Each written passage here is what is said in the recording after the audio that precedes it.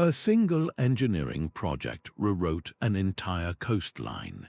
This is the story of a port that did not simply exist on the shore, but actively forged a new one, creating a fresh center of economic and political power from earth and sea. By the end, you will understand how human ambition can literally move mountains and redirect oceans to command global influence. We will uncover the hidden blueprints and political gambits that made it possible, revealing how one nation bent geography to its will. What does it truly take to build a new world on the edge of the old one? The first lines of a new coastline were drawn not in sand, but on paper spread across a lone engineer's desk. This was the birthplace of the colossal idea, a vision born from a desperate need for economic supremacy and strategic security. The nation's existing ports were outdated, choked by silt, and incapable of hosting the new generation of massive container ships that were beginning to dominate global trade. To remain a player on the world stage, a new gateway was required, one that would not just accommodate the future but actively command it. The architects of this plan spoke of a blend of optimism and sheer audacity, with one senior planner famously remarking that they were not merely building a port, but planting a flag for the next century. The initial feasibility studies laid bare the monumental challenges. The chosen location, a relatively blank stretch of coast, was plagued by a violently shifting river delta that dumped immense quantities of silt into the sea, threatening to choke any harbor before it could be completed. The seabed itself was unstable, a soupy mix of sediment that would demand revolutionary foundation techniques. Yet, this very spot was identified as ideal, a perfect midpoint on a major shipping route with the space to expand into a vast industrial and logistical hub. The projected economic benefits were staggering, promising to transform the entire region into a new center of global commerce. But such a dream could not be realized by engineers alone. It required forging powerful political alliances, securing billions in funding, and convincing a skeptical public. This foundational vision, much like the ambitious creation of Rotterdam's Europort decades before, set the stage for an unprecedented confrontation. The real battle was about to begin, not in boardrooms but against the relentless forces of the ocean itself. The ocean fought back with every tool at its disposal. For millennia, its tides and currents had freely sculpted that coastline, and they were not about to surrender to a new human master.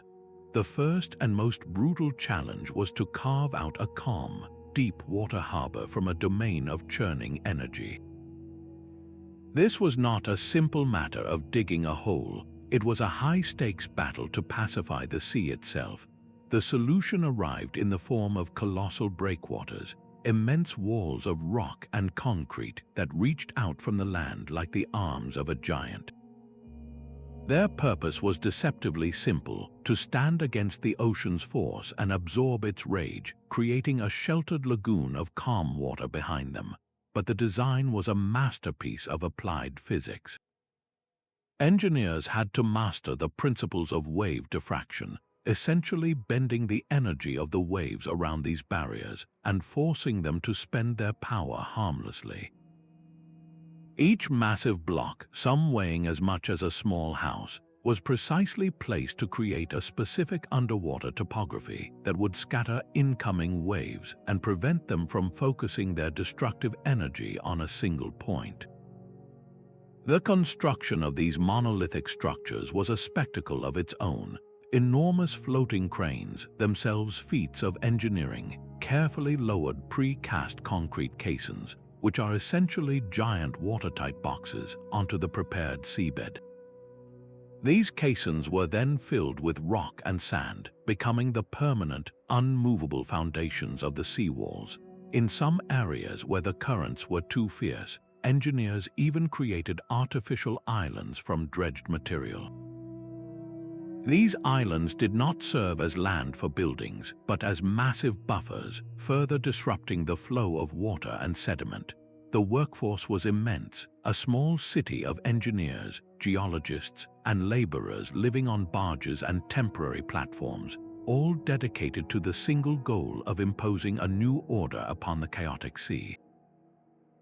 They were not just building walls, they were writing a new set of rules for the coastline, and the ocean was the reluctant student. How do you predict whether your new rules will hold for decades? The answer lay in constant, vigilant monitoring. Sophisticated sensors tracked water pressure, current speed, and sediment movement 24 hours a day.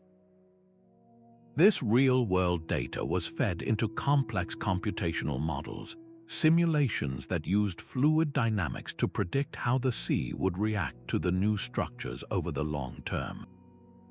It was a continuous dialogue, a process of building, observing, and adapting, all to achieve one goal: to force the sea to obey. With the ocean's fury tamed behind immense walls, a new and even more audacious phase began. The quiet lagoon they had created was not the final goal, it was merely the canvas. Now, the engineers set out to paint a new coastline onto it, to literally build the land from nothing. This was the Great Land Reclamation, a process of staggering scale that would use the sea itself as its raw material. Vast fleets of dredging ships, some so large they resembled floating factories, began their work. Their purpose was to reach down to the seabed, suck up immense quantities of sand and sediment, and then pump this slurry through pipelines that snaked for miles, delivering the very substance of new earth into the shallow waters behind the breakwaters. Day and night, this relentless process continued, a symphony of industrial might slowly pushing back the sea. The volume of material moved is almost impossible to comprehend. One project manager described it as moving entire mountains, grain by grain, and then carefully arranging those grains according to a master plan. But creating this new land was far more complex than simply piling up sand. The freshly deposited material was a waterlogged, unstable slurry, completely unfit to support the massive cranes, warehouses, and miles of paved surfaces a modern port requires. It had the consistency of a thick soup, and left to its own devices, it could take decades, even centuries, to settle and solidify naturally. The engineers did not have decades. They had to force the ground to become solid, and they had to do it fast. This is where true geotechnical genius came into play. To accelerate the settlement, they employed a network of vertical drains. These were not drains for water you would find in a house, but massive wicks punched deep into the soft ground. These wicks, often made of a sand-filled fabric, created pathways for the trapped water to escape upward, much like poking holes in a waterlogged sponge allows it to dry faster. As the water was squeezed out under the weight of the new land itself, the soil particles would pack together more tightly, gaining strength and stability. In some areas, they used an even more forceful method called dynamic compaction. This involved lifting a gigantic weight, sometimes tens of tons, high into the air with a crane, and then dropping it repeatedly onto the ground. The tremendous impact sent powerful shockwaves deep into the earth, violently rearranging the soil particles and squeezing out the water, effectively simulating centuries of natural compaction in a matter of weeks. The ground would shudder with each impact, a visible and visceral demonstration of humanity imposing its will upon the very earth. A geotechnical engineer on the project once remarked that their greatest challenge was not moving the earth, but convincing it to stay in place and behave like ancient, stable ground. They were not just building on land, they were manufacturing the land itself, complete with a geological history that was only weeks or months old. This process of creation was not without its consequences, of course. The new land displaced the existing marine ecosystems, burying seabed habitats under meters of sand. While environmental impact studies were conducted and mitigation efforts like creating new artificial reefs were undertaken, the transformation was undeniably profound. It brings to mind the creation of Dubai's Palm Islands, though on a vastly different scale and for a purely industrial purpose. Both projects share that same breathtaking ambition, the act of drawing a new shape on the map and then forcing the world to conform to it.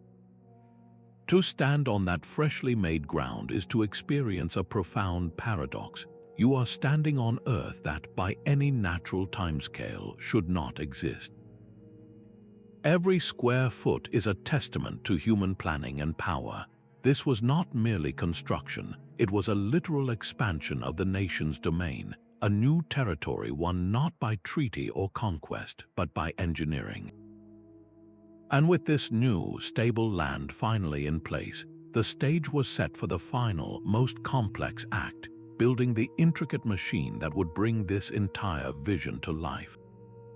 While the engineers battled the ocean, a parallel struggle unfolded in the quiet halls of government. Here, the weapon was not concrete but persuasion, and the battlefield was public opinion and political will.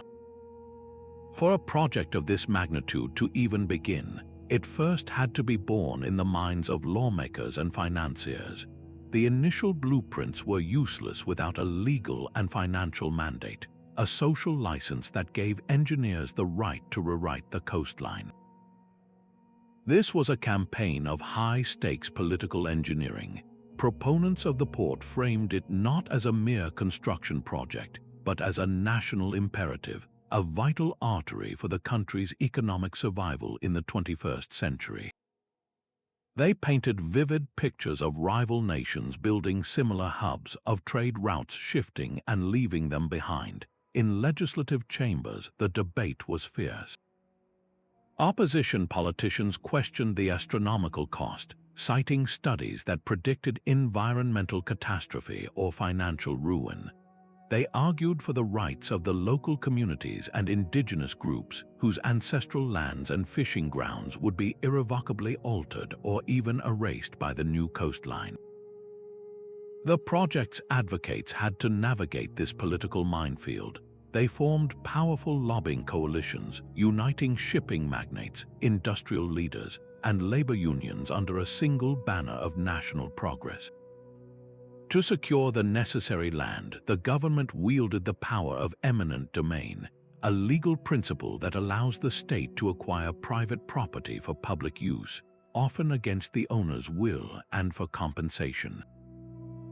This created deep social rifts and protests, as families who had lived on that coast for generations were forced to relocate, their connection to the land severed by a law book.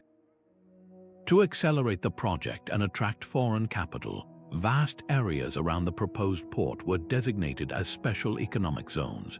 These were essentially legal bubbles where normal tax and trade laws were suspended to encourage massive investment. International construction conglomerates and sovereign wealth funds were brought in as strategic partners, their financial muscle making the dream feasible, but also weaving a complex web of international interests and obligations. The political maneuvering behind this port finds echoes in historical megaprojects like the Panama Canal, where American diplomacy and power literally carved a new path between continents.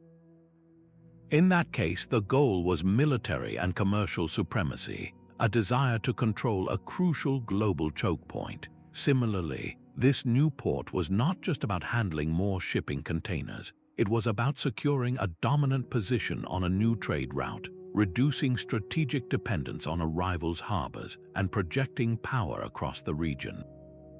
A political historian might note that such infrastructure is never neutral. It is always a statement of intent on the global stage. So we must ask, how does a nation muster the collective will to undertake such a transformation? The answer lies in a carefully crafted narrative of fear and opportunity. a vision of future prosperity so compelling that it justifies the immense social and financial costs of the present. The mandate to build, it turns out, is the most fragile and essential material of all. Beneath the calm surface of the newly sheltered water lay the next great obstacle, an ocean floor utterly unprepared for the giants it was meant to serve. The breakwaters had created a quiet pool, but the seabed itself was too shallow, a soft, shifting plain of silt and sand. To welcome the new generation of mega container ships, channels of breathtaking depth and precision had to be carved into the earth. This was the creation of subaqueous highways, engineered not for cars, but for vessels longer than skyscrapers are tall. The architects of this underwater landscape were a specialized fleet of dredgers, each a marvel of marine engineering. The trailing suction hopper dredger operated like a colossal underwater vacuum cleaner. It would slowly sail over the work area, lowering a massive pipe to the seabed. As it moved, it would suck up a mixture of water, sand, and silt, storing this slurry in its immense onboard hoppers. Once full, it would travel to a designated disposal site at sea and simply open its bottom doors, releasing the material. For tougher, compacted seabed materials, the cutter suction dredger was brought to bear. This vessel was a stationary titan, held in place by spuds, which are giant steel poles.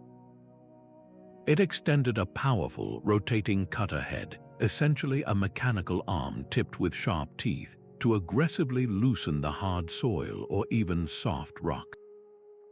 Simultaneously, a powerful pump would suck the dislodged material and pump it through floating pipelines that could stretch for miles, often directly to the land reclamation sites, turning a challenge of disposal into an asset for creation.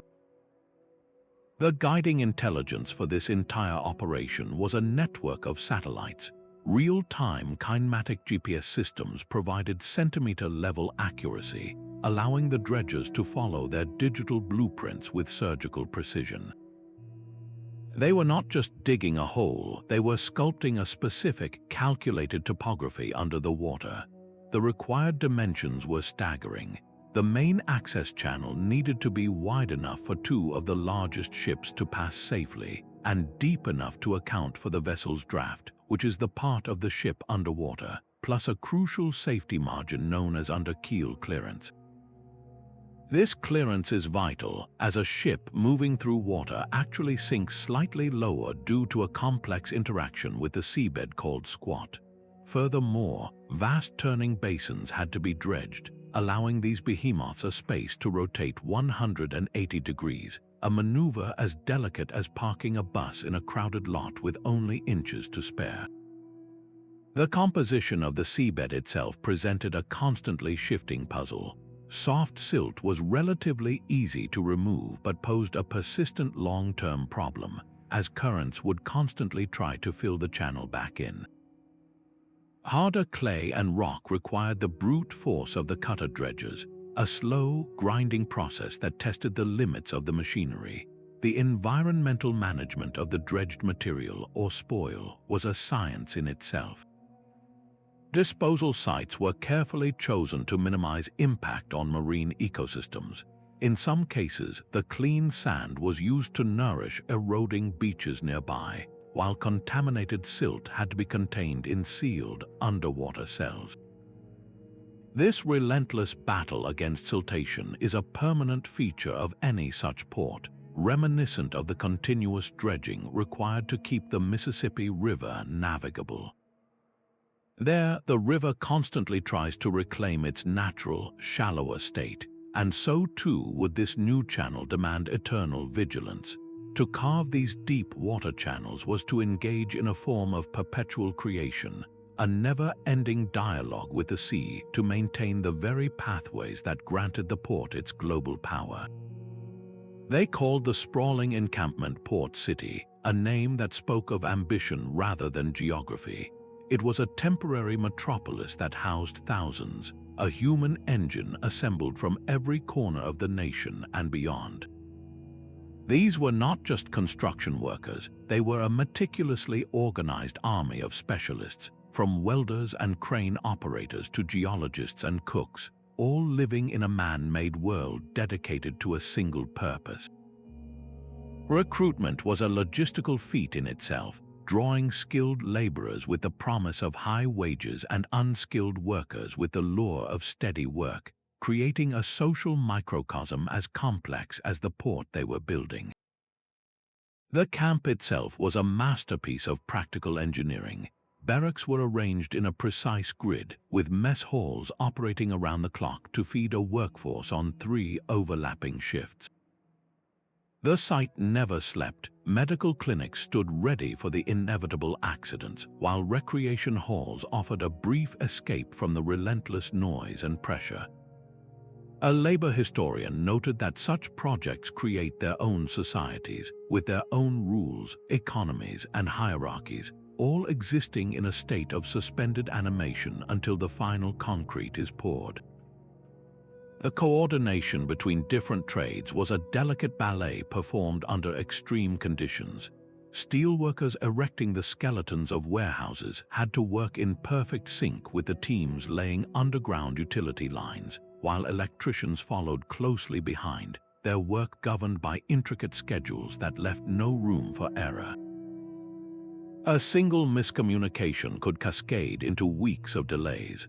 Operating the specialized machinery demanded extensive technical training. A person running a towering container crane was not just lifting boxes, they were mastering a complex interface that translated their joystick movements into the graceful, precise dance of a 100-ton load high above the decks of a ship. The social impact on the local region was profound and often disruptive. The sudden influx of thousands of workers strained local infrastructure, from roads to water supplies, but also injected new life into nearby towns, creating a booming, if temporary, service economy. This human concentration was a powder keg of potential labor disputes. Management lived in constant fear of strikes that could halt the entire billion-dollar project, leading to carefully negotiated contracts and constant efforts to maintain morale. The situation echoes the immense workforce behind the Hoover Dam, where a similar city, Boulder City, was built from nothing in the Nevada desert to house the workers who would tame the Colorado River. In both cases, the greatest challenge was not just managing the work, but managing the people doing it, ensuring that this human engine, the true heartbeat of the operation, continued to beat strong day after day against all odds. These quay walls were the final, unyielding handshake between the manufactured land and the giants of the sea. They had to be more than simple retaining walls. They were the port's ultimate interface, bearing the immense weight of loaded cranes and stacked containers while simultaneously absorbing the gentle but powerful nudge of a 200,000-ton vessel coming to rest. The engineering philosophy here was one of immense, quiet strength. One of the most traditional and visually imposing methods was the gravity wall. Think of it as a colossal, immovable object, typically built from enormous concrete blocks or caissons. Its stability came purely from its own staggering weight and the friction between its base and the foundation. It simply sat there, a man-made cliff face, relying on its mass to resist the lateral pressures of the water and the land behind it. For deeper waters or softer seabeds, engineers often turned to the sheet pile wall. This was a more surgical approach. Long, interlocking steel sheets were vibrated or hammered deep into the ground, forming a continuous, watertight barrier.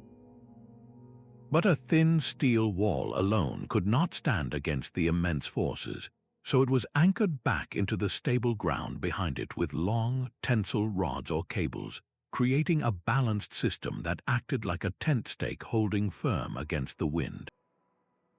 A structural engineer on the project explained that their greatest challenge was not the static weight, but the dynamic, unpredictable loads. How do you calculate the force of a container ship drifting sideways at a few centimeters per second? They used complex simulations to model every possible scenario, from the gentle berthing of a fully loaded ship to the worst-case seismic events, ensuring the wall would not just hold but barely flex. The fight against the marine environment was relentless. Salt water is a voracious enemy to steel and concrete, so every component was a monument to corrosion control. Steel sheets were often coated with thick epoxy layers and paired with sacrificial anodes, blocks of a more reactive metal like zinc that attract the corrosion, effectively sacrificing themselves to protect the primary structure. This entire construction sequence was a race against the water itself. For critical sections, engineers would build a cofferdam, a temporary, watertight enclosure pumped dry to create a patch of dry land right at the water's edge. Inside this bathtub, they could construct the wall with the precision of a land-based project, before finally breaching the dam to let the sea in to meet its new, immovable partner. The wall itself was not a barren cliff. It was embedded with a nervous system of utilities with heavy-duty power outlets, fresh water pipes, and high-speed data cables all pre-installed, ready to plug into a ship and turn it from a drifting island into a connected, powered node of the global supply chain. And between the hard wall and the ship's delicate hull stood the fenders, the port shock absorbers. These were not simple rubber tires. Modern fender systems are sophisticated cylinders of compressed air and rubber, or complex foam-filled units designed to absorb and dissipate massive amounts of kinetic energy. They squeal and deform dramatically upon impact, converting the ship's momentum into heat and sound, allowing a vessel the size of the Empire State Building to kiss the dock with the gentleness of a feather. This intricate fusion of brute mass and delicate systems, of ancient principles and modern materials, is what created a gateway that was both fortress and welcome mat, the final, critical link in a chain of ambition that now stretched from the deep sea to the new shore. The substance of a new coastline arrived in a relentless, earth-shaking procession. Day and night, an endless river of trucks and trains delivered the project's lifeblood, mountains of cement, steel, and aggregate converging on a single point. This was the hidden circulatory system of the entire endeavor, a logistical ballet of staggering proportions. The sheer volume of materials defied comprehension. For the concrete alone, the daily demand was enough to pave miles of highway, requiring the establishment of temporary batching plants right at the edge of the new land. These were not simple cement mixers, but automated industrial facilities that worked around the clock, precisely combining cement, water, sand, and gravel to produce a constant flow of the specific mix needed for everything from caissons to crane foundations. Similarly, sprawling steel fabrication yards sprang up nearby, where miles of steel rebar were bent into intricate skeletons and massive I-beams were cut and welded according to digital blueprints, their sparks a constant firefly dance against the night sky. A supply chain manager described the operation as a high-wire act without a net. They employed just-in-time delivery models, a system where materials arrive precisely when they are needed for construction, not before. This avoided the nightmare of costly on-site storage and potential damage, but it left zero room for error.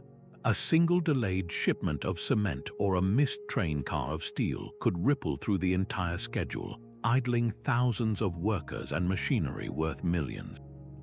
The coordination was a digital and human marvel, with sophisticated software tracking every truck, barge, and raw material from its source to its final placement, creating a living, breathing map of the project's material soul. The origins of these materials were as global as the port's ambition. High-grade iron ore was shipped from mines across continents to specialized mills, where it was transformed into the high-tensile steel needed for the sheet pile walls.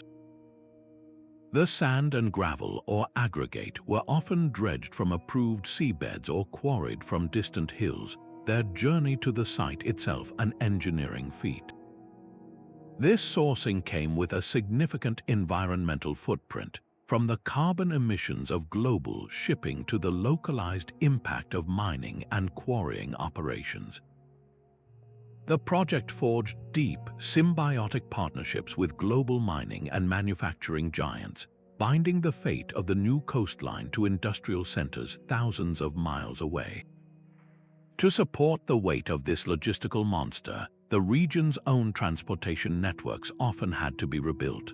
Highways were widened and strengthened, railway spurs were laid directly into the construction heart, and temporary deep water berths were created just to receive bulk carriers laden with raw materials.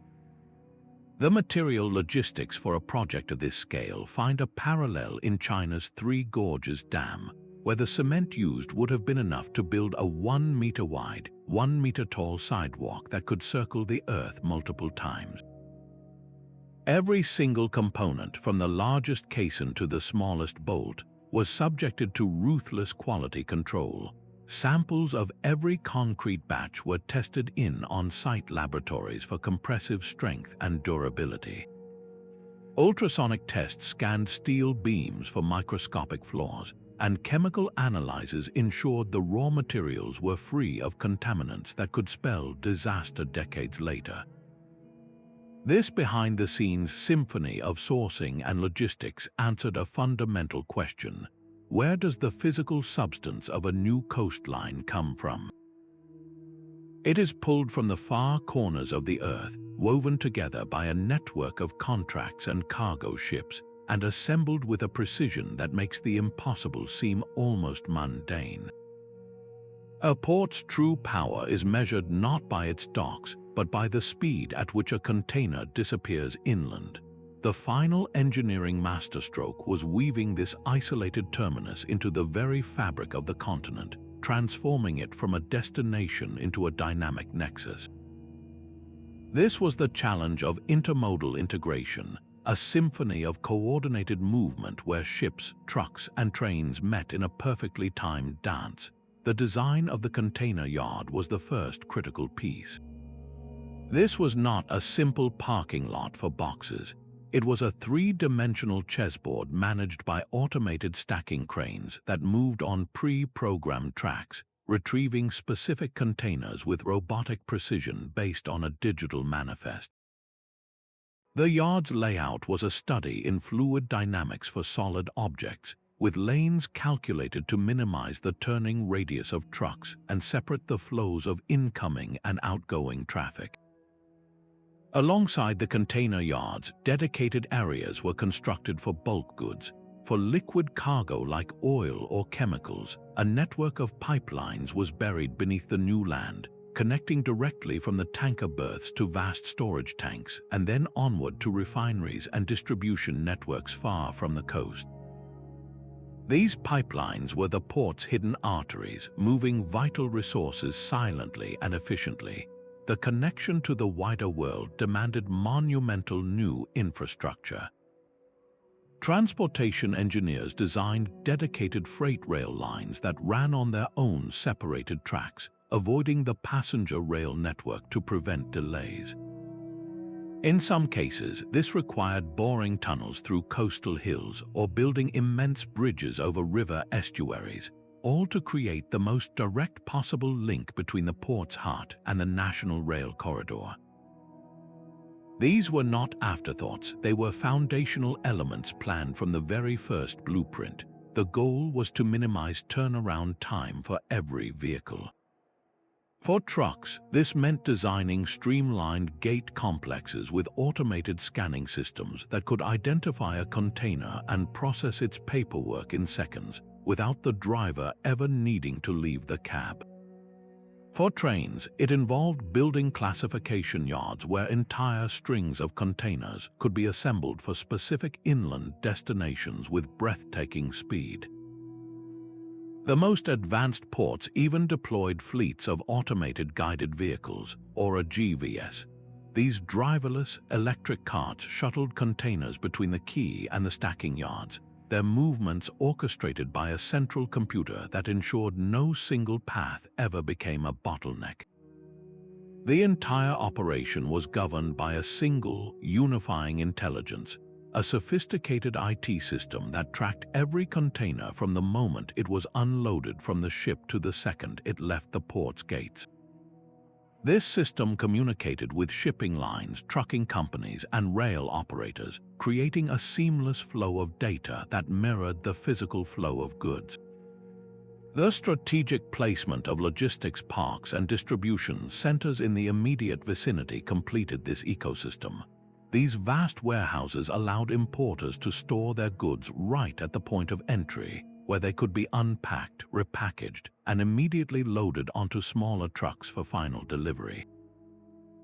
This model, perfected by hubs like the Port of Rotterdam, turns a port into a true gateway, a place where global trade is sorted and redirected with stunning efficiency. So how does a port become a nexus? Its concrete and steel are meaningless without its connections. Its ultimate power lies in the invisible threads it spins, binding the sea to the heart of a continent. The true measure of this engineering colossus was not its walls or cranes, but the sheer economic energy it unleashed.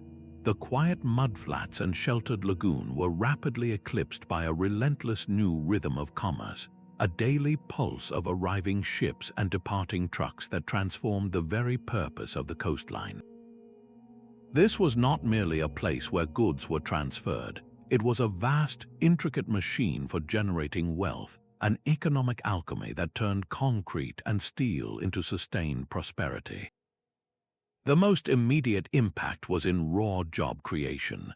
Thousands found direct employment as crane operators, longshoremen, customs agents, and maintenance crews, their work centered on the physical heartbeat of the port. But this was only the beginning. That initial workforce created a powerful ripple effect, stimulating a whole ecosystem of indirect employment. Truck drivers now had new, constant routes. Logistics companies opened sprawling offices nearby. Warehouses and distribution centers sprang up like mushrooms after a rain, each requiring managers, accountants, and security personnel.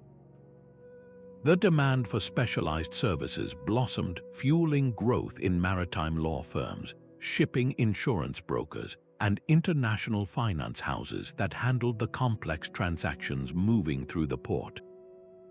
An economic historian observing the transformation noted that such a project acts as a massive economic catalyst, creating not just a hub, but an entire industrial region that would not otherwise exist. The revenue that powered this machine flowed from multiple streams. Shipping lines paid substantial port fees for the privilege of using the deep water berths and efficient service. Global logistics giants signed long-term leases for dedicated container terminals, guaranteeing a steady, predictable income. The Port Authority itself grew beyond a simple landlord, offering value-added services like container repair, custom bonded warehousing, and sophisticated data analytics for supply chain management. This financial engine attracted staggering amounts of foreign direct investment. Multinational corporations, seeing the strategic advantage of a state-of-the-art logistics node, built massive manufacturing plants and regional headquarters in the newly designated special economic zones, drawn by the promise of seamless access to global markets. The effect on the national economy was measurable and profound. The port's operation directly contributed a significant percentage to the nation's gross domestic product, while also reducing the cost of imports and boosting the competitiveness of exports. The value of land in the surrounding area skyrocketed as speculators and developers rushed to capitalize on the new economic gravity well. A powerful parallel can be drawn with the rise of the port of Shenzhen, which evolved from a small fishing town into a global megacity, its growth inextricably linked to the container boxes moving through its harbors. How does concrete translate into capital? It happens when infrastructure is not an end in itself, but the foundation for an entire economic universe. The port became a powerful magnet, pulling in talent, technology, and investment, and in doing so, it rewrote the nation's economic geography, establishing a new center of power that resonated far beyond its own carefully manufactured shoreline. This colossal footprint in the sea could not ignore the delicate ecosystems it displaced. With every ton of rock laid and every acre of land reclaimed, the project's architects faced a profound responsibility, a need to balance raw industrial power with environmental stewardship. The engineers, in many ways, had to become ecologists before a single dredger began its work. Extensive environmental impact assessments charted the potential damage. These were not mere formalities, but deep scientific studies that mapped the existing marine life, from the microscopic organisms in the seabed to the migratory paths of local fish and the breeding grounds of coastal birds. This pre-construction intelligence became a blueprint for mitigation, fundamentally guiding the project's design. The most significant loss was often the seabed habitat itself, buried under new land. To compensate, engineers constructed artificial reefs in adjacent areas. These were not random piles of rubble, but carefully designed underwater structures made from specially formulated concrete units that mimicked the complex nooks and crannies of a natural reef. These new ecosystems were strategically placed to encourage the colonization of corals, algae, and shellfish, creating new homes for the marine life displaced by the port's footprint. In some cases, they undertook the painstaking task of transplanting entire sections of existing coral or seagrass beds to safer, designated sanctuary zones.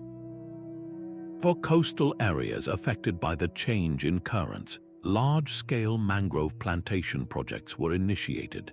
Mangroves are not just trees, they are natural water purifiers and vital nurseries for juvenile fish. Planting millions of mangrove seedlings helped to stabilize the newly configured shoreline, improve water quality by filtering runoff, and re-establish a critical link in the local food chain. The parallels to the environmental strategies used in Rotterdam's Maasvlakte 2 expansion are striking, where the creation of a new sandy beach and a protected underwater sandbar specifically designed for marine life became a mandatory part of the project's approval. The ongoing operation of the port demanded constant vigilance over its environmental impact. A comprehensive water quality monitoring program was implemented, with a network of sensors continuously tracking temperature, salinity, and pollutant levels. Special silt curtains, which are floating barriers that hang down into the water, were deployed around dredging operations to contain suspended sediments and prevent them from smothering nearby ecosystems. To combat air pollution, the port invested heavily in green technology. One of the most significant innovations was the widespread installation of shore power, also known as cold ironing. This allows docked ships to shut down their auxiliary diesel engines, which are normally kept running to provide power, and plug into the land-based electrical grid instead.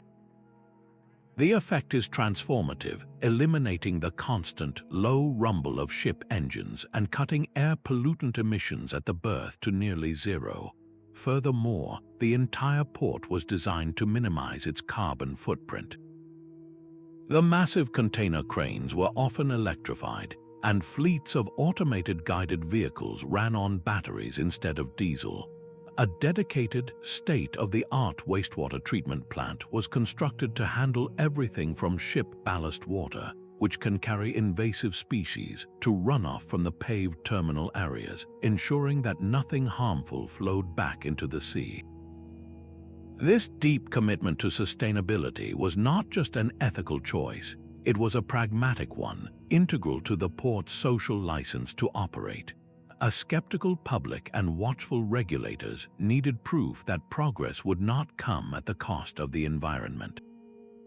The Port Authority established long-term conservation funds, financing independent research and community led conservation programs for decades to come.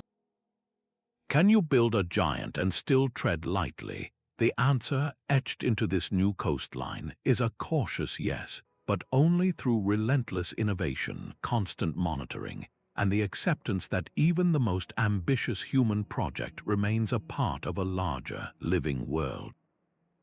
The port's gravitational pull did not end at the water's edge. It reached inland, drawing people and capital, and from the blank slate of reclaimed land and empty coast, a new city began to rise. This was the secondary engineering marvel, the planned urbanization that would house the human tide drawn by the promise of work. Master planners faced a monumental task. They had to design not just neighborhoods, but an entire urban ecosystem from scratch, one that could grow in lockstep with the industrial giant on its doorstep. The blueprints for these new residential districts were exercises in foresight.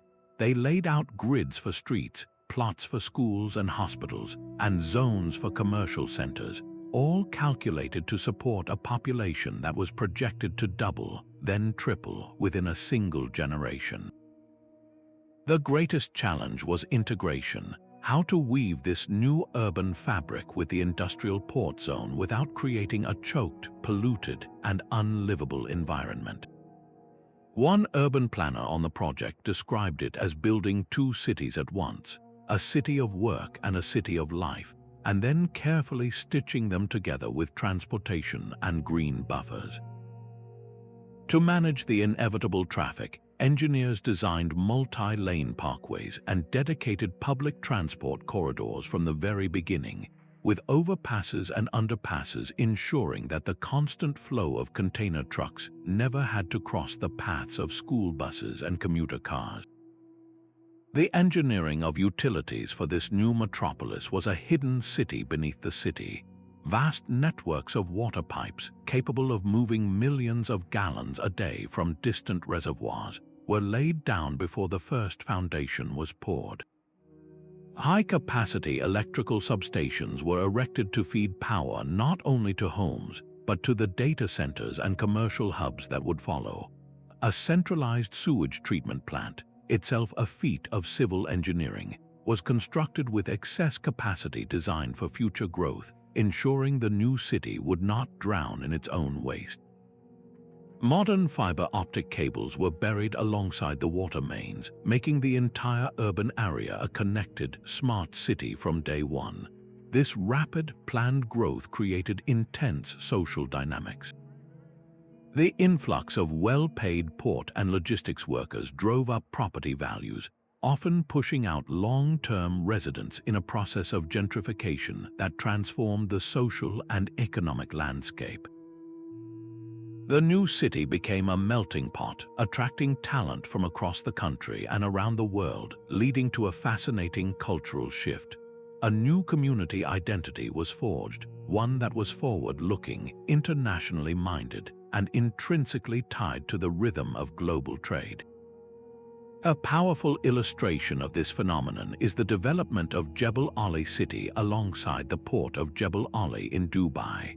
What was once barren desert was transformed into a sprawling, modern urban center complete with residential villas, shopping malls, and leisure facilities, all existing in a symbiotic relationship with one of the world's largest man-made ports. The city was not an accident, it was a direct and necessary consequence of the port's existence. How does a port give birth to a metropolis? It happens when the logic of commerce demands a human foundation, and the steel and concrete of industry are joined by the brick and mortar of community, creating a new urban heart that beats in time with the tides. This new coastline was also a front line, its wharves and cranes critical national infrastructure in a world of contested trade. The engineering brilliance that raised the land from the sea was matched by a parallel discipline, the architecture of defense. Think of the port not just as an economic engine, but as a hardened fortress, its welcoming gates protected by layers of unseen shields. The first layer is physical, a formidable perimeter designed to deter and delay. The fences are not simple chain link. but sophisticated sensor-laced barriers that can detect cutting or climbing.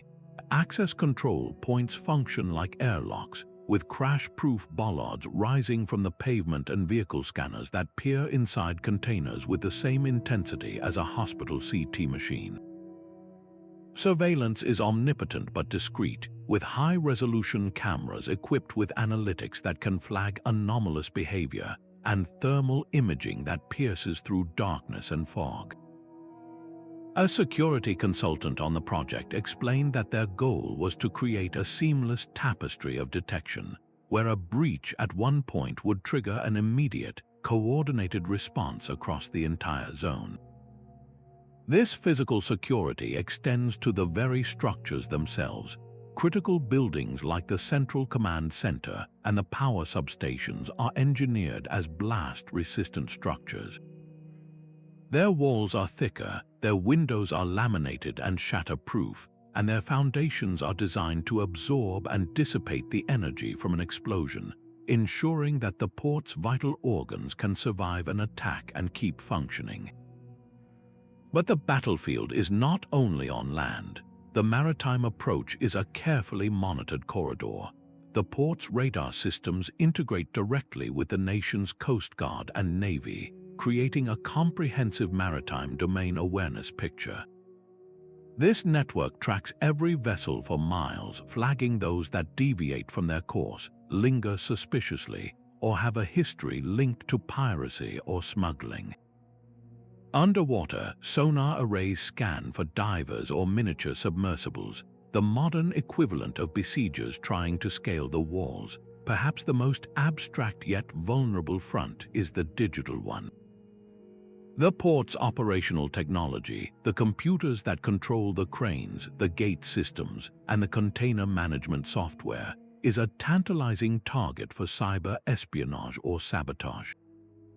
A naval strategist involved in the planning noted that a single line of malicious code could cause more chaos than a bomb, paralyzing the flow of goods without a single physical injury. Consequently, the port's cyber defenses are as robust as its breakwaters. Its networks are air-gapped where possible, with multiple firewalls and constant intrusion detection systems scanning for digital threats. Redundant systems are engineered to ensure that if one network is compromised, a backup can take over seamlessly, preventing a total collapse of operations. This multi-layered approach, reminiscent of the security at global hubs like the port of Busan, answers a complex question. How do you secure a gateway that must remain open to the world? The solution is a delicate balance, crafting an environment that is simultaneously accessible to legitimate commerce yet impenetrable to threats, proving that true power lies not just in creating a center of trade, but in having the unwavering strength to defend it. Within the port's central command center, a quiet hum of servers replaced the frantic shouts of a traditional dock. Here, vast screens displayed a living, breathing digital twin of the entire operation, where every container, crane, and vehicle was a pulsing data point on a map. This was the brain of the new Coastline, a smart port in action. The most visible signs of this intelligence were the automated stacking cranes that glided silently along their steel tracks in the container yard. With no human operator in the cab, these robotic giants used a combination of precise GPS and optical character recognition to identify, locate, and move specific boxes with superhuman accuracy. Their movements were not random, but choreographed by a central planning algorithm that calculated the most efficient sequence, ensuring the container needed next was always on top, a process known as dynamic reshuffling. An IT logistics expert described it as a three-dimensional puzzle that solves itself in real time, 24 hours a day. Between these cranes and the massive ships, fleets of automated guided vehicles, or a GVS, scurried across the paved terminals. These driverless, battery-powered carts followed invisible magnetic or optical guides embedded in the ground. their paths constantly optimized by the central computer to avoid congestion and minimize empty travel. They were the silent, tireless couriers of this new world. Even the most monumental tasks were transformed. The colossal ship-to-shore cranes, once operated by a person perched high in a cab, were now often controlled remotely. An operator sat in an ergonomic chair in a climate-controlled office a mile away, using high-definition video feeds and joysticks to maneuver the crane's spreader with incredible precision onto a container. This shift was not just about efficiency, it was a massive safety improvement, removing people from a hazardous environment of heavy loads and extreme heights. The data fueling this automated ballet flowed from an entire ecosystem of sensors, part of what is known as the Internet of Things. Every piece of equipment was studded with devices monitoring its health, location, and performance. This torrent of information, big data, was then consumed by artificial intelligence systems. These AI programs could predict the optimal berth for an incoming ship based on its cargo and the yard's current state, a process called berth allocation. They could forecast how long a truck would take to clear the gates and even predict maintenance needs for a crane before it showed any sign of failure. This digital backbone demanded a formidable physical one. A network of redundant, high-bandwidth fiber optic cables crisscrossed the port, connecting every sensor and machine to fortified, on-site data centers. These facilities were engineered for maximum uptime, with backup power generators and advanced cooling systems. Such a critical digital infrastructure also made the port a target, necessitating a relentless focus on cybersecurity. Firewalls, intrusion detection systems, and constant penetration testing were as vital to the port's security as its physical fences and patrols. The benefits of this transformation were profound. Terminal throughput, the number of containers moved per hour, skyrocketed. Operational costs fell as fuel consumption dropped and labor needs shifted. The port could now operate through the night and in weather conditions that would have halted a traditional dock. Yet this progress was not without its social challenges. The transition to a highly automated workforce created a difficult skills gap. The role of the dockworker evolved from one of brute strength to one of technical proficiency, requiring extensive retraining programs. Some traditional jobs were inevitably lost, leading to complex negotiations with labor unions and a necessary, though painful, community transition. The highly automated terminal Altenwerder in Hamburg stands as a global example, a place where the silence is broken only by the whir of electric motors and the soft click of containers locking into place. So we must ask, is the port of the future a silent, robotic city? In many ways, yes, but its silence is not one of emptiness, but of supreme efficiency, a testament to the next great leap in port engineering, where the power of human intellect is amplified by the relentless logic of the machine. The channels that truly define the port's future were not just those carved into the seabed. A parallel and equally arduous process of dredging unfolded through the complex and murky waters of bureaucracy and regulation. While engineers battled the ocean, lawyers and policymakers were engaged in a high-stakes contest to build a legal framework as robust as the physical breakwaters. The sheer scale and speed of the project demanded a new kind of administrative architecture, one that could cut through decades of established procedure. The solution was the creation of a special port authority, an entity granted extraordinary powers that transcended normal municipal or even national oversight. This new body could fast-track construction permits, override certain local zoning laws, and operate with a level of autonomy usually reserved for sovereign states. A legal scholar involved in the process described it as building a legal bubble, a zone where the normal rules were temporarily suspended to allow for the birth of something unprecedented. Drafting the new maritime and environmental laws was a monumental task in itself. Existing regulations designed for a different era of shipping and environmental awareness were inadequate.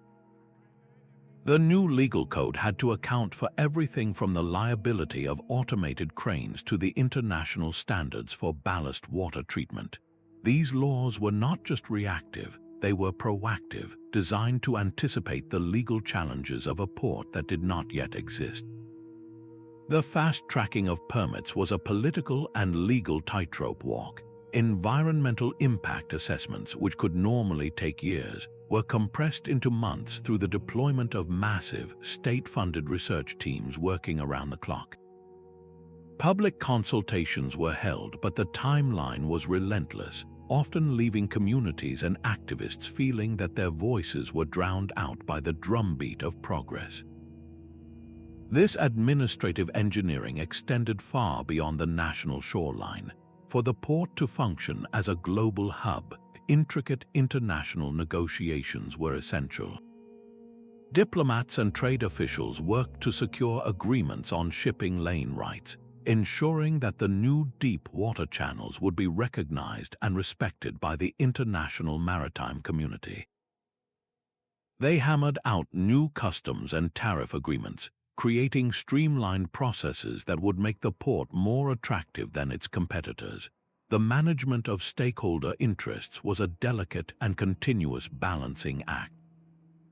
The Port Authority had to negotiate compensation packages with local fishermen's unions whose livelihoods were disrupted, while simultaneously offering sweetheart deals to international shipping conglomerates to secure their long-term business. This required a form of legal and economic finesse, appeasing local dissent with one hand while signing global contracts with the other. A powerful example of this model in action is the unique legal status of the Dubai World Central Authority, which operates with a level of integrated control over aviation, logistics, and urban development that is virtually unparalleled. So how do you build a legal framework that can withstand the pressures of global commerce and local politics? The answer lies in crafting a system that is both rigid in its protections and flexible in its applications, proving that the most enduring foundations of power are often written not in concrete, but in law. A new cultural current began to flow, as powerful as any ocean tide and far more subtle. The port did not just reshape the coastline, it began to rewrite the region's very identity, layering stories of steel and ambition over generations of quieter coastal life. Where fishermen once mended nets and passed down tales of the sea, the narrative shifted to one of global connectivity and national destiny. Official media and government communications tirelessly portrayed the project as the ultimate symbol of national rejuvenation, a testament to the country's arrival as a technological powerhouse. This was not merely infrastructure, it was propaganda in concrete, designed to instill a sense of collective pride and forward momentum. A cultural historian observing the shift noted that such megaprojects often become palimpsests, where new stories of progress are written over older, fainter scripts of tradition. This created a deep and often painful tension. The relentless drive for modernization threatened to eclipse traditional coastal lifestyles. Ancient fishing villages, their rhythms set by the moon and the seasons, found their way of life rendered obsolete, their knowledge of the sea overshadowed by satellite navigation and tidal computational models. Heritage sites, some of which held archaeological treasures dating back centuries, were often submerged by the new land or simply demolished in the name of progress. The loss was not only physical but spiritual, severing a tangible connection to the past. In response to this erasure, a concerted effort emerged to document the intangible cultural heritage, the songs, the dialects, the boat-building techniques, the recipes that defined the old coastal culture. Anthropologists worked with community elders to record oral histories, creating digital archives to ensure that the memory of what was lost would not vanish entirely. Yet, simultaneously, a new culture was being manufactured to celebrate the new reality. The Port Authority and the government invested heavily in creating new traditions. Imposing monuments to engineering genius were erected on reclaimed land, their sleek lines a stark contrast to the weathered stones of older memorials. New museums sprang up, their exhibits telling a streamlined story of visionary planning and triumphant construction, often glossing over the social and environmental costs. Annual festivals were established, celebrating the port's anniversary with fireworks and light shows projected onto the colossal cranes, turning industrial machinery into symbols of communal celebration. This process of forging a new identity through a port is powerfully illustrated by the story of Liverpool. The city's soul became inextricably linked to its waterfront, its global influence channeled through the docks and later expressed in the music of the Beatles, whose sound was shaped by the cultural currents flowing into that port. In this new place, the question became whether the old soul of the coast could coexist with the new one being forged. Can concrete and steel truly forge a new soul for a place? The answer emerging from the bustling terminals and newly paved plazas was a complex yes, but it is a soul built on a foundation of both immense pride and profound loss, a new identity forever wrestling with the ghost of the coastline it replaced. The port's heart beat with a relentless electrical pulse, a demand for power so vast it could have illuminated a medium-sized city. This was the energy nexus, the critical engineering that fueled every crane, light, and computer in an operation that truly never slept. A single blackout, even for minutes, would ripple into a global logistical nightmare, halting the transfer of billions of dollars in goods. The first challenge was simply getting enough electricity to this new coastline. Engineers designed a dedicated high-voltage transmission corridor, a sort of electrical superhighway built just for the port, with massive substations acting as off-ramps to step down the power for different uses. These substations were fortresses of electrical conversion, humming with transformers that regulated voltage with the precision of a Swiss watch, ensuring that a surge from the national grid never fried the sensitive electronics of an automated stacking crane. But relying solely on the external grid was a strategic vulnerability. For true resilience, the port built its own on-site power generation plants. Many of these utilized a brilliant efficiency model called combined heat and power, or CHP. Instead of wasting the immense heat produced by generating electricity, the CHP system captured it, using the thermal energy to heat buildings in the winter, power industrial processes, or even run absorption chillers for air conditioning in the summer. This turned a waste product into a valuable asset, dramatically boosting the plant's overall efficiency. An energy manager on site explained that their goal was to squeeze every possible joule of useful energy from every molecule of fuel. The commitment extended to creating power, not just distributing it. Vast expanses of warehouse roofs, once dead space, were clad in photovoltaic panels, turning the sun into a direct source of operational energy. More ambitiously, the breakwaters and nearby waters presented a unique opportunity. The very walls built to tame the ocean were now used to anchor offshore wind turbines.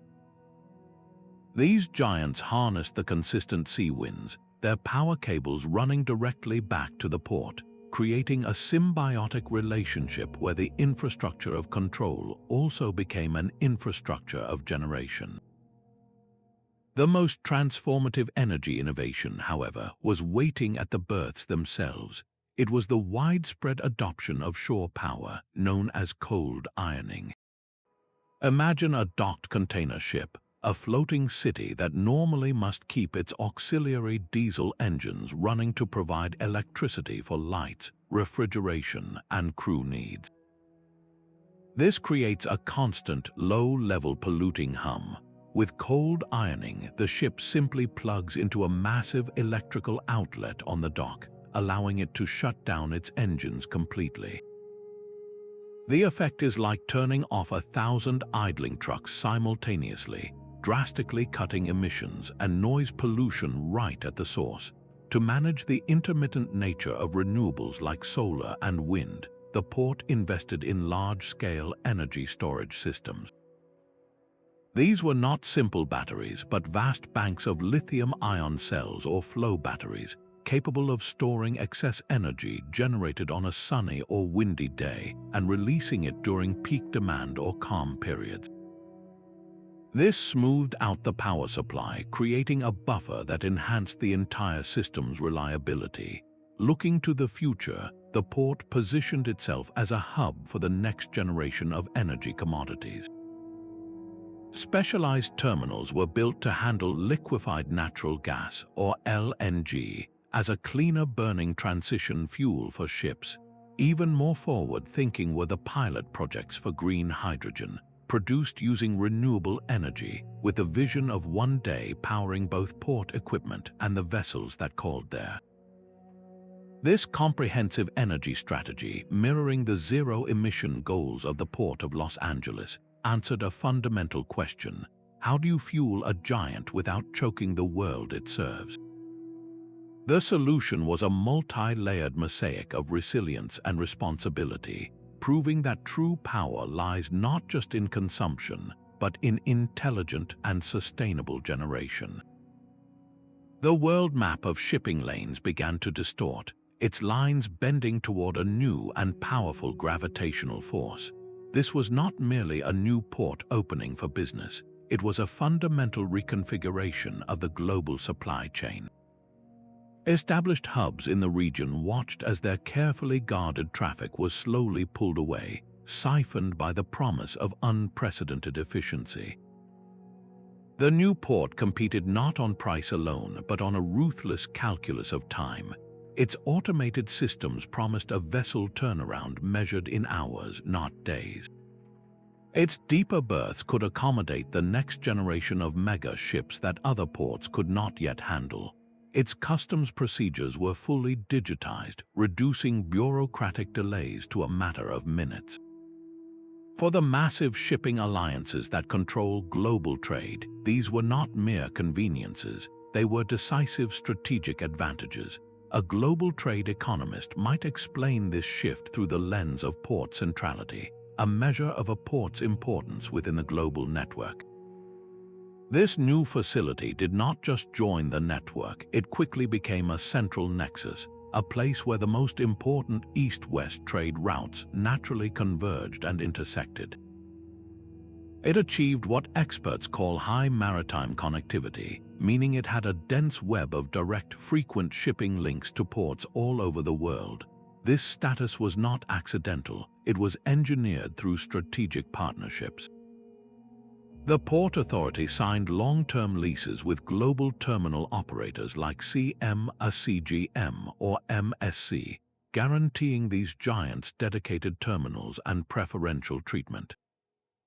In exchange, the shipping lines rerouted their core service strings, the fixed schedules that container ships follow around the globe, to make this new port a mandatory stop. This created a self-reinforcing cycle where more ships attracted more cargo, which in turn attracted even more ships. The impact on rival ports was immediate and severe.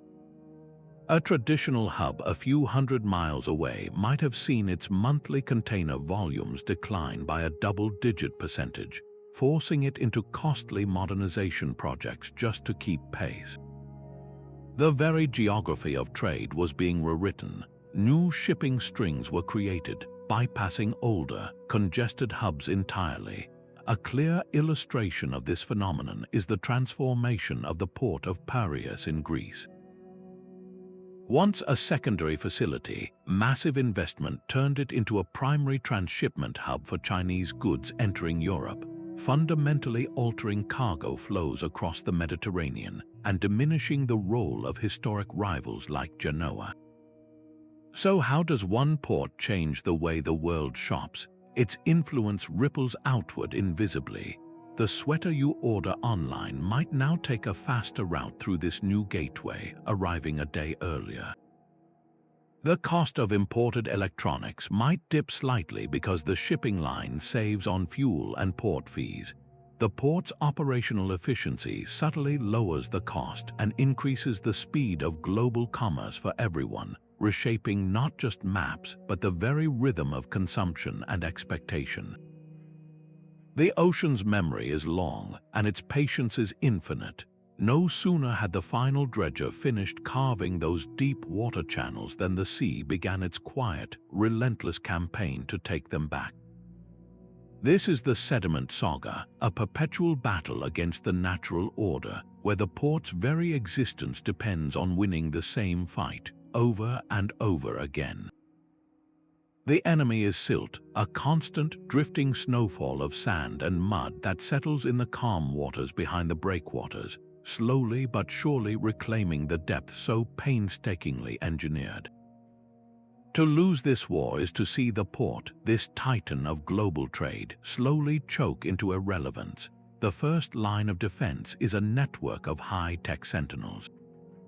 Multi-beam sonar systems mounted on survey vessels constantly map the seafloor, painting a three-dimensional picture of the underwater landscape and revealing where the sediment is accumulating. This data is cross-referenced with satellite imagery that tracks the turbidity or muddiness of the water from space, allowing engineers to see the invisible rivers of silt flowing with the currents. A coastal geomorphologist studying the site might explain that the port's own massive structures have permanently altered the region's littoral drift. This is the natural process where waves and currents move sand along the shoreline. By interrupting this flow, the breakwaters can act as a dam, starving beaches further down the coast of their natural sand supply and causing severe erosion, while simultaneously causing sand to build up unnaturally in other areas. The port's influence on the coastline thus extends for miles beyond its own footprint, creating new problems that require their own engineering solutions. The primary weapon in this endless conflict is maintenance dredging, a permanent fixture in the port's operational budget. Every single year, a smaller but dedicated fleet of dredgers must remove a volume of sediment equivalent to several large pyramids just to maintain the required depth. This is not a one-time construction cost. It is a perpetual tax paid to the sea for the privilege of a deep water port. But the engineers have turned this problem into a strategic opportunity through a practice called strategic placement. Instead of simply dumping all the dredged material far out at sea, they carefully analyze its composition. Clean, sandy sediment is a valuable resource. It is pumped through pipelines to nourish eroding public beaches many miles away, effectively using the port's waste product to rebuild the very coastline its presence has disrupted. This creates a delicate environmental bargain where the port both causes a problem and provides part of the solution. In some key areas, they build training walls or groins, which are low, sturdy structures that extend from the shore. These are not the massive breakwaters designed to stop waves, but more subtle tools designed to guide and control the flow of water and sediment. By strategically placing these walls, engineers can accelerate currents in the main shipping channel, encouraging the water to naturally scour the bottom and carry silt away, reducing the need for mechanical dredging. This endless struggle finds a clear parallel in the River Thames, where a dedicated dredging vessel has worked for over a century to maintain the navigable depth for the Port of London, a timeless reminder that you can never truly freeze a coastline in time. The fight against silt is the port's eternal war, a quiet, expensive, and absolutely essential conflict waged beneath the surface, ensuring that the deep water highways remain open for the giants of global trade. But the blueprints for this new world were silent on the stories buried beneath the fresh concrete. For the communities who had lived along that coast for generations, the port's arrival was not a symbol of progress, but an eviction notice. The official maps that so carefully charted new channels and terminals simply erased ancestral villages and fishing grounds, replacing a living geography with a sterile plan. The legal mechanism for this transformation was often eminent domain, the state's power to seize private land for public use. While the law promised fair compensation, the reality on the ground was far messier. A community leader from a displaced fishing village once asked a poignant question: how do you put a price on a way of life?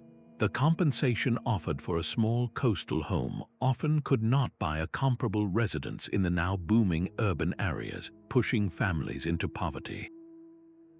The resettlement packages frequently provided basic housing in planned townships far from the sea, a cruel irony for people whose identities and skills were tied to the water. The disruption of traditional livelihoods was absolute. Generations of knowledge about tidal patterns and fish migrations became useless overnight. The waters where they once cast their nets were now a busy industrial channel, and the new economy of cranes and logistics required a completely different set of skills that many older residents could not easily learn. A social activist working with the displaced described it as a form of cultural severance, where the community's entire social fabric, woven around the sea, was torn apart. This created a stark divide, a new coastline of haves and have-nots. Those with capital and education could ride the wave of new jobs, while those whose roots were deepest in the old land were often left stranded. The debates that surrounded the expansion of the port of Chennai in India serve as a powerful illustration, where protracted legal battles and protests highlighted the profound human cost paid by local fishing communities for the sake of regional economic growth. In response to mounting criticism, the Port Authority and its corporate partners launched corporate social responsibility programs. These initiatives funded vocational training centers, built new schools, and promised to prioritize local hiring. Yet, community advocates often criticized these efforts as superficial, arguing that they could not replace lost autonomy or heal the trauma of displacement. They were a salve on a deep wound, not a cure. The fundamental question remains: who truly bears the burden when a new center of power is engineered? The complete historical record must account for the quiet grief and fractured lives that are the shadow price of a rewritten coastline, a reminder that progress, for all its brilliance, is rarely without its casualties. The most critical map of the port exists not on paper but in the silent hum of a server farm.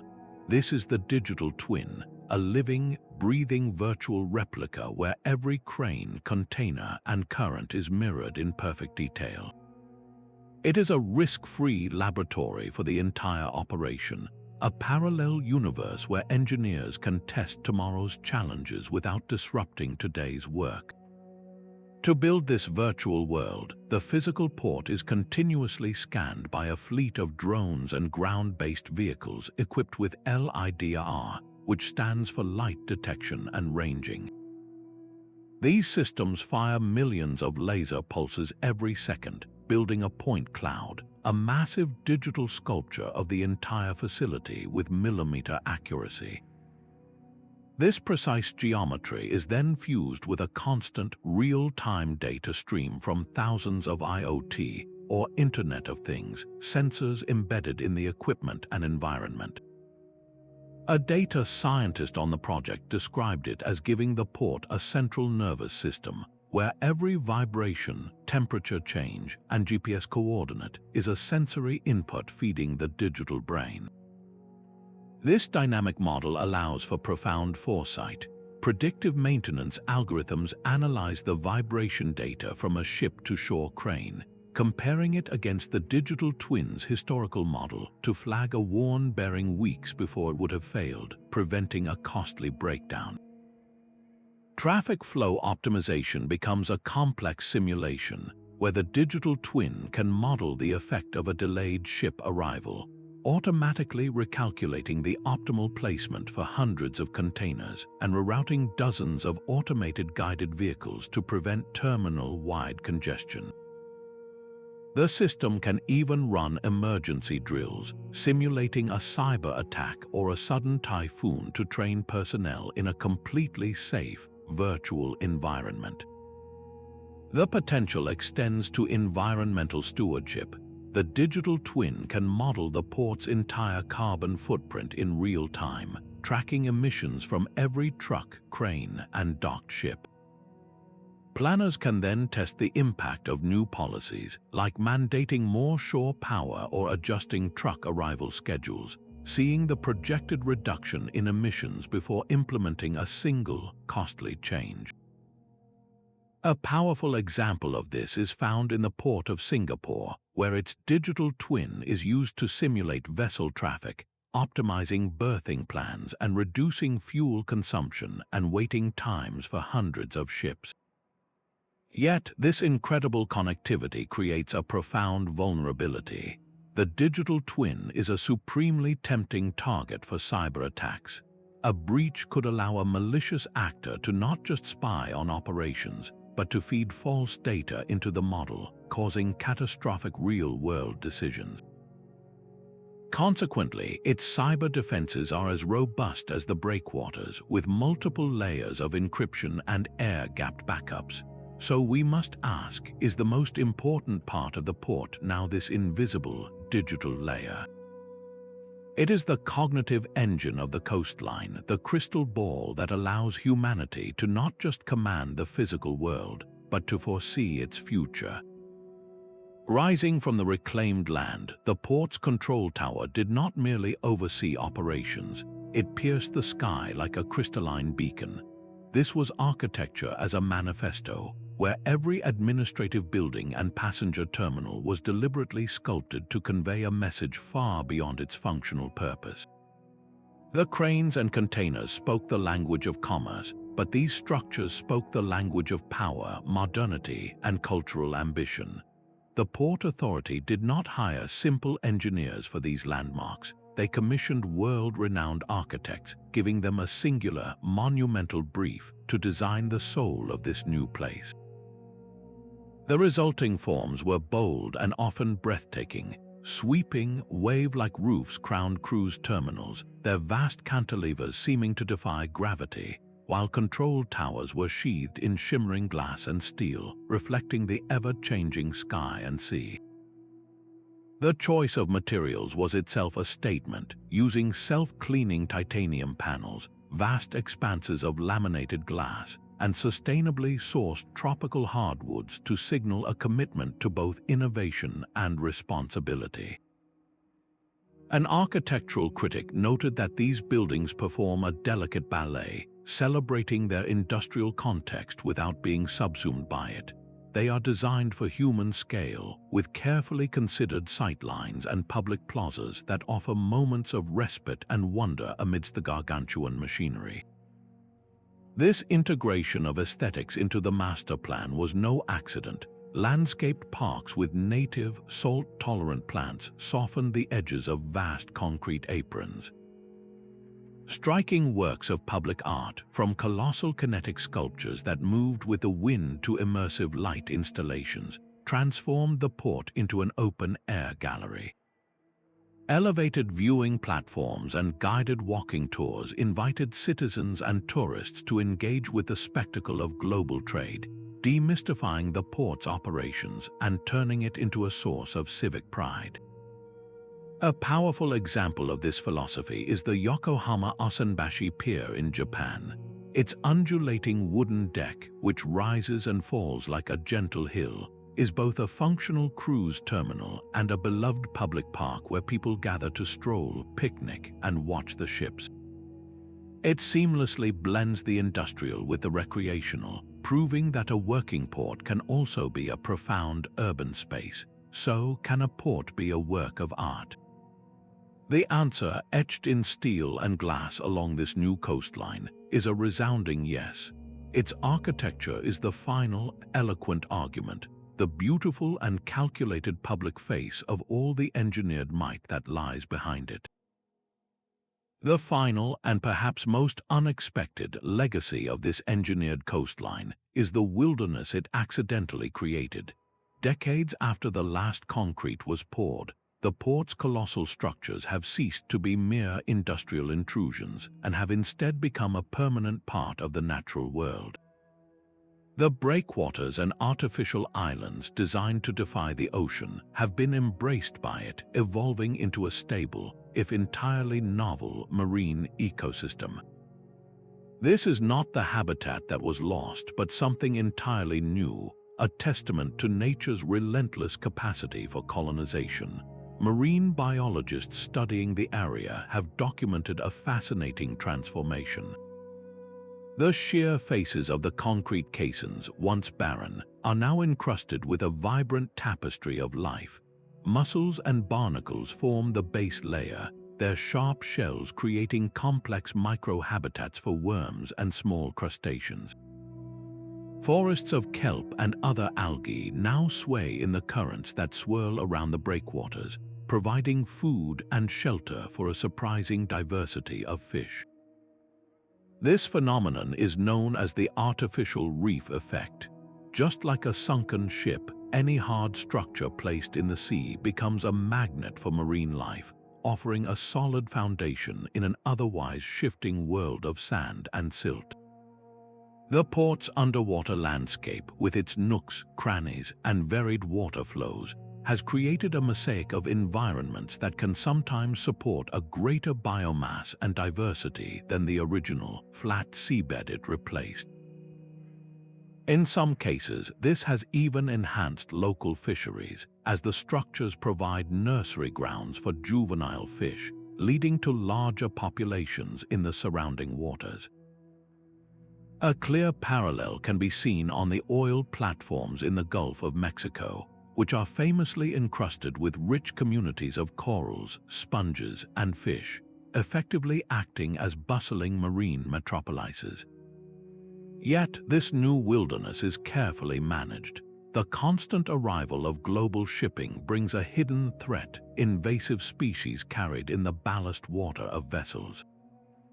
To combat this, the port employs rigorous ballast water treatment protocols, forcing ships to exchange or sterilize their ballast tanks before release to prevent the introduction of foreign organisms that could overwhelm the new, delicate balance. So, has humanity created a new, accidental wilderness? The answer is a complex yes. The port's ultimate ecological imprint is a paradox of loss and gain, a man-made landscape that has become, over time, an authentic and enduring part of the natural order. That line on the map now pulsed with a gravitational pull, felt in diplomatic chambers and corporate boardrooms worldwide. The port had transcended its concrete and steel to become a true instrument of national strategy, a masterclass in what political scientists term infrastructure statecraft. This is the practice of using massive built projects not just for economic gain, but as deliberate tools of geopolitical influence. By controlling a critical logistics hub, the host nation gained a powerful new voice in global trade forums. Suddenly, its representatives were not just participants in negotiations, but essential stakeholders whose cooperation was needed to keep the arteries of global commerce flowing smoothly. A foreign policy strategist might explain that in an interconnected world, the power to accelerate or impede the flow of goods is a form of leverage as potent as any military alliance.